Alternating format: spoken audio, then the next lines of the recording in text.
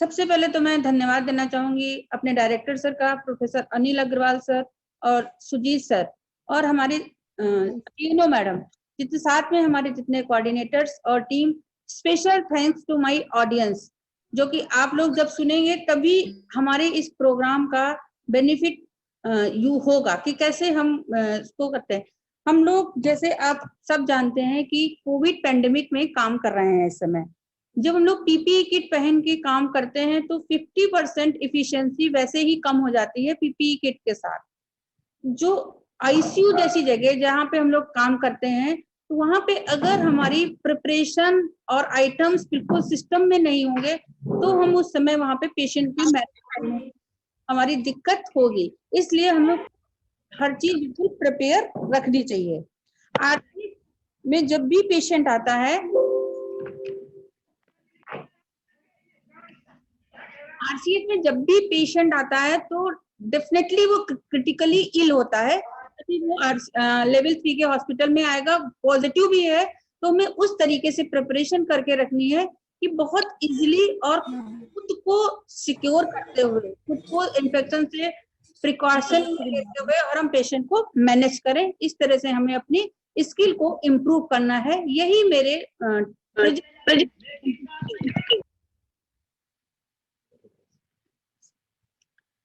तो सबसे पहले जब आईसीयू में पेशेंट आता है तो डेफिनेट सी बात है कि उसका ऑक्सीजनेशन लेवल या SpO2 कम होता है, तो उसको हमें ऑक्सीजन प्रोवाइड सबसे पहले करना होता है। तो फर्स्ट स्टेज में हम नेजल फ्रॉन्क से ऑक्सीजन देते हैं, जिसका कि फ्लो रेट 2.2 to 4 लीटर पर मिनट, और उसको जो हम FiO2 देते हैं वो 24 to 35%। अगर इसके बाद भी वो मेंटेन नहीं कर पाता है SpO2, तो हम लोग उसको फ्लो रेट और बढ़ाते हैं और उसको 40 to 60% FiO2 देते हैं बाई फेस मास्क, या उसे हम वेंचुरी मास्क बोलते हैं। इसके बाद भी जब वो मेंटेन नहीं करता है, तब हम लोग जो आरसीएच में बहुत कॉमनली यूज करते हैं ये रीब्रेदर मास्क, नॉन रिब्रेदर NRBM, इसमें क्या होता है कि नॉर्मल फ्लो रेट में भी पेशेंट का FiO2 कंसंट्रेशन जो है वो 60 to 90% तक डिलीवर होता है, और एयरवे मेंटेन, उसको जो है ऑक्सीजनेशन मेंटेन होता है, उसका SpO2 लेवल इंक्रीज होता है। अगर NRBM से भी नहीं कर पा रहा है तो लोग उसको NIVC ले लेते हैं, नॉन इन्वेजिव वेंटिलेटर की बाईपैप या high flow nasal cannula machine. उसके बाद भी अगर मेंटेन नहीं कर पाता है SpO2 पेशेंट, इसका ABG स्टेबल नहीं होता है, पेशेंट का रेस्पिरेशन ठीक नहीं होता है, तो अल्टीमेटली हम लोगों को पेशेंट को इंटूबेट करना पड़ता है। जब इंटूबेशन में यहाँ से ही हम लोगों की रिस्पॉन्सिबिलिटी इमीडिएट स्टार्ट हो जाती है। आईसीयू में हमें सब चीज प्रिपेयर होनी चाहिए। पेशेंट को हम लोग इंटूबेट करते हैं, इंटूबेशन ट्रॉली में क्या क्या रहना चाहिए, ये बीइंग नर्स हम लोगों को बहुत अच्छे से सारी चीज सीक्वेंस में प्रिपेयर करके रखनी चाहिए, जिससे कि उस समय वहां पे कोई चीज हैप्चर्ड ना हो। उसमें क्या करते हैं हम लोग, एप्रोप्रिएट साइट का एक लैरिंजोस्कोप लेते हैं, एप्रोप्रिएट साइट की ET ट्यूब लेते हैं, ET ट्यूब को प्री चेक कर लेते हैं उसका बैलून। उसके बाद हम लोग वेरियस ओरोफेरेंजियल एयरवेज ले लेते हैं और LMA ले लेते हैं और बूगी और स्टिलेट ये सब ले लेते हैं। अम्बू बैग, जो कि पेशेंट मतलब स्टार्टिंग से ही सारी चीजें अम्बू बैग से हम लोग पेशेंट को बहुत अच्छे से वेंटिलेट कर सकते हैं। एक ये व्हाइट वाला जो अम्बू बैग इधर दिख रहा है, इस पे क्या है ना, पीछे एक बैग लगा है, एक ट्यूबिंग होती है, उस ट्यूबिंग को हम लोग ऑक्सीजन से जोड़ देते हैं, और ये जो यहाँ पे सिलिकॉन का मास्क लगा है, इससे हम पेशेंट को प्रॉपर वेंटिलेट कर लेते हैं। 100% तक ऑक्सीजनेशन हम उसका मेंटेन कर लेते हैं, जिससे कि हमें इंट्यूबेशन के पहले पेशेंट का ऑक्सीजनेशन मेंटेन होगा तो हम बहुत अच्छे से इसको इंट्यूबेट कर सकते हैं विदाउट एनी प्रॉब्लम। दूसरा क्या है, तो जो ये पीडियाट्रिक अम्बू बैग और एडल्ट अम्बू बैग, दो ये अम्बू बैग होते हैं। इसके बाद वेरियस साइज के एयरवेज, ओरल एयरवे और नेजल एयरवे, जैसे ये हम लोग कलर कोडिंग कर लेते हैं, 1 2 3 4, जैसे रेड कलर का सबसे बड़ा साइज का एयरवे होता है, फिर ऑरेंज, फिर green, yellow, white and black, इसके अलावा जो छोटे साइज अगर बहुत बच्चे होते हैं तो उसमें ब्लू और पिंक कलर का भी एयरवे यूज करते हैं। दूसरा क्या, हम लोग नेजल एयरवे अगर पेशेंट मेंटेन नहीं कर रहा है तो हम लोग नेजल एयरवे से इसको ये फ्लेक्सिबल एयरवेज होते हैं नेजल एयरवे, इनको 6, 7 और 8 ये वेरियस साइज में, जो कि आरसीएच में एचआरएफ में अवेलेबल है, ये यूनिट आइटम है, ये पेशेंट के नाम से हम लोग मंगा लेते हैं और इनको अच्छी तरह से जेली से लुब्रिकेट करके डाल देंगे। इसके थ्रू हम लोग सक्शन भी बहुत इजीली कर लेते हैं। ये जो सेफ्टी फिक्स करते हैं इससे, तो सक्शन भी कर लेते हैं और ये पेशेंट इससे मेंटेन करता है। दूसरा ये चीज जो दिख रही है, ये फेस मास्क है, इसको हम लोग पेशेंट को वेंटिलेट करने के लिए यूज करते हैं, अम्बू बैग में भी और वेन सर्किट में भी यूज करते हैं। ये सिलिकॉन का होता है, ये वेरियस साइज के होते हैं, पेशेंट के फेस के अकॉर्डिंग जो उस पे फिट होता है उसके साइज की हमारी, बट प्रिपेयर सारे होने चाहिए जिससे कि उस समय कोई हैप्जर्ड ना हो, और जो जिस साइज का मुझे रिक्वायर होता है उस टाइम से उसको हम तुरंत यूज करते हैं पेशेंट को वेंटिलेट करने के लिए। और ये जो हमारा वेन सर्किट है, ये तो बहुत स्मार्ट और बहुत ही एडवांस टेक्नोलॉजी है। इसमें हमारे पास जो रिजर्वायर होता है और ये ट्यूबिंग होती है, इसको हम लोग ऑक्सीजन से कनेक्ट करके, और पेशेंट को कोविड मैनेजमेंट में इसकी बहुत इंपॉर्टेंस है। पेशेंट को इसमें डिजिटली दूर से भी इसको बहुत अच्छे से पेशेंट को वेंटिलेट कर सकते हैं।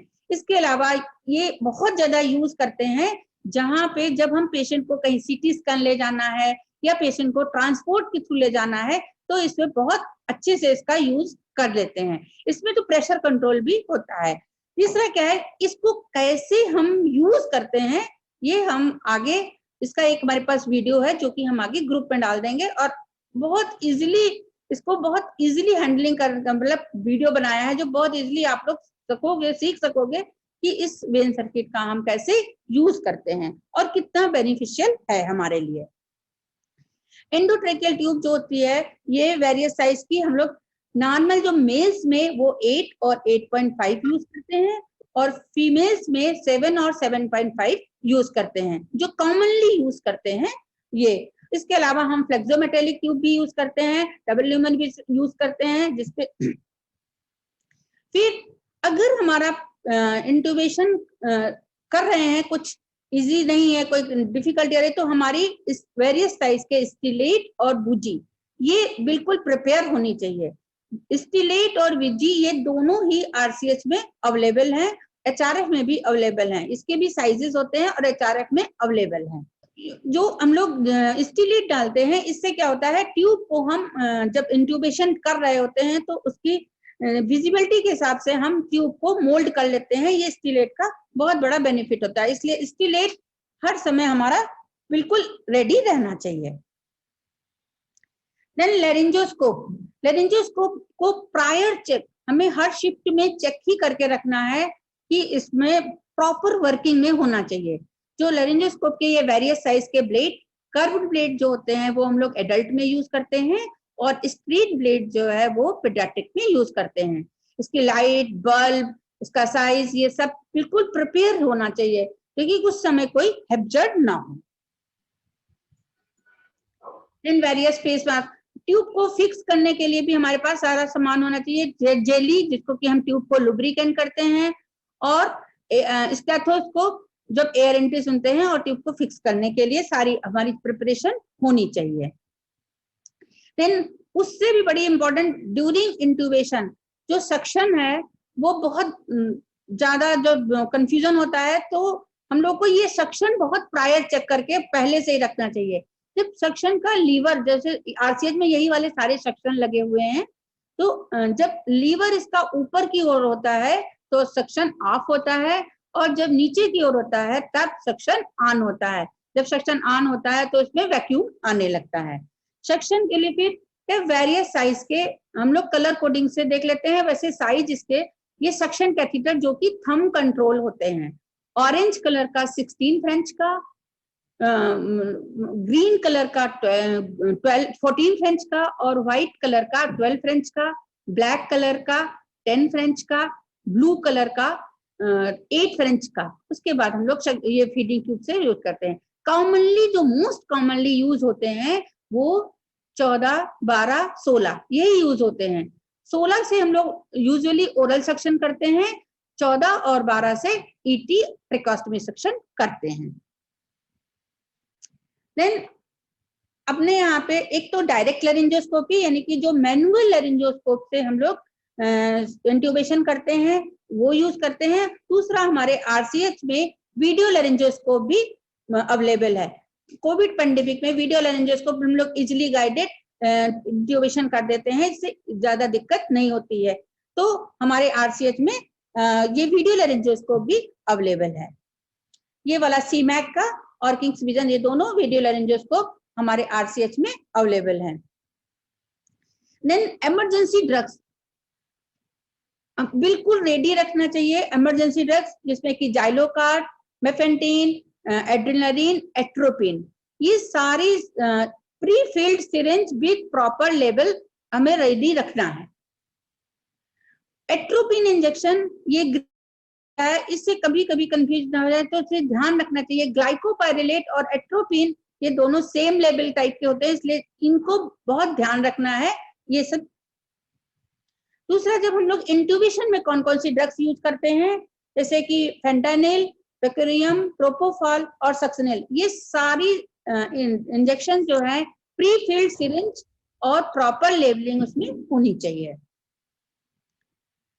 अगर इंट्यूबेशन डिफिकल्ट है, नहीं हो पा रहा है, तो हमारे एलएमए ये जो लैरिंजियल मास्क एयरवे ये बहुत इजीली डाल देते हैं। जैसे देख रहे हैं इसको ऐसे पकड़ के और डाल देते हैं। ये इससे हम पेशेंट को भी, अगर हमारा इंट्यूबेशन फेल्ड है तो ये वेरियस साइज के एलएमएस होते हैं और इसको 1 से 5 साइज तक ये होते हैं। इनको हम इससे पेशेंट को बहुत तुरंत सेव कर सकते हैं अगर हमारा इंट्यूबेशन नहीं हो पा रहा है। से पेशेंट को हम करके और प्रॉपर वेंटिलेट कर लेते हैं।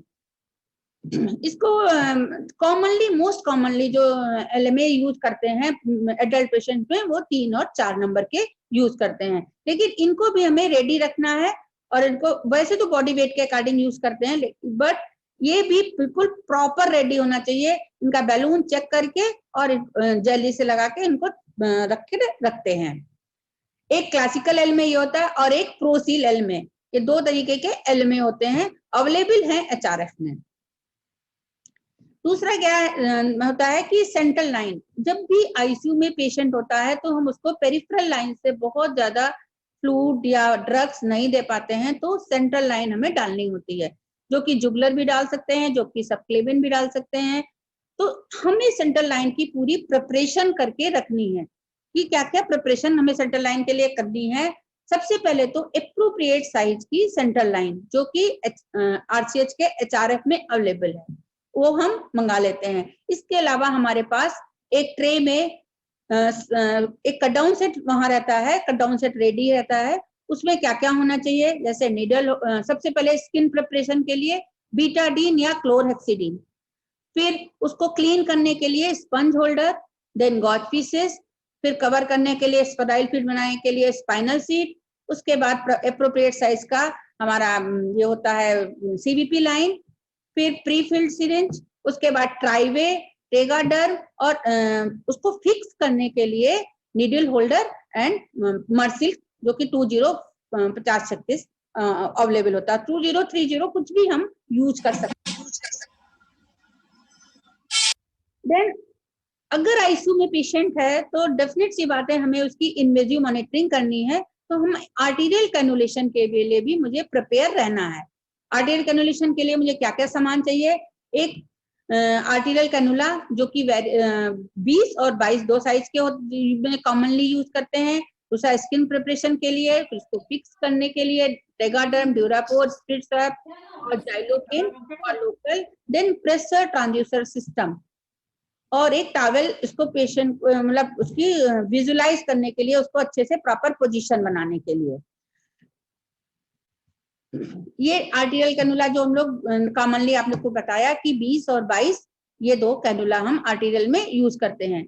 सबसे कॉमनली हम लोग रेडियल आर्टरी में ही डालते हैं आर्टीरियल कैनुलेशन।